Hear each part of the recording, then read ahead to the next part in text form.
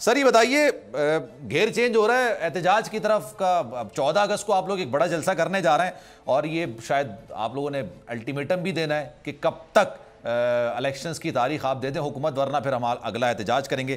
کیا کرنے جا رہے ہیں سر آگے؟ 13 کو انشاءاللہ 13 کی شام کو انشاءاللہ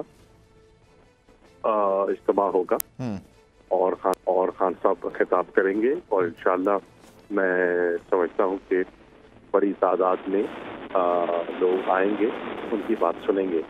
دیکھیے اس وقت پوری قوم اس انداز میں سوچ رہی ہے کہ ملک کے حالات صحیح ڈگر پر نہیں چل رہے اور ہمارے جو موجودہ حکمران ہیں وہ ایک ضد پہ آئے ہوئے ہیں اور بلا وجہ وہ معاملات کو مزید گمبھیر کر رہے ہیں. معیشت نقصان دہ ہے، اس کو نقصان ہو رہا ہے اور سرمایہ کاری نہیں ہو رہی، روپیہ گر رہا ہے، پریشانی ہے اور گو مگو کی صورتحال ہے.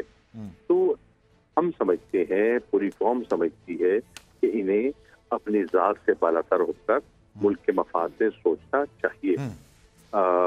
تو قوم سے بات کی جائے گی، انہیں اعتماد میں لیا جائے گا اور انشاءاللہ ہم جو وہ چال اور جال بچھا رہے ہیں ان کا ہم قانونی طور پر بھی سیاسی طور پر مقابلہ انشاءاللہ کریں گے. آپ کی دور اندیشی بڑی زبردست ہے، لیکن میں سر آپ سے یہ جسارت کرنا چاہتا ہوں سوال کی. اب وہ یہ کہتے ہیں ہم تو قومی مفاد کی خاطر تو حکومت کر رہے ہیں، پارلیمنٹ کی مدت پوری کر رہے ہیں، پھر جس طرح سے ابھی IMF سے بات چیت چل رہی ہے اگست میں شاید قسط آ جائے گی $1.2 ارب، پھر 2 ممالک بھی ہیں وہ بھی اس شرط پر غالباً دے رہے ہیں کیونکہ ظاہر سی بات ہے اگر انہیں اسی سال الیکشنز کروانے ہوں تو نہ IMF بھی قسط ریلیز کرے گا اور نہ 2 ممالک بھی امداد دیں گے، تو شاید ان کا پروگرام اگلے سال تک ہی جانے کا ہے. دیکھیے وہ IMF کی خاطر اس کو نئی خوف میں مبتلا ہے اور سمجھتے ہیں کہ آج انتخابات ہو جاتے ہیں تو شاید ان کو عوام میں وہ پذیرائی نہ ملے.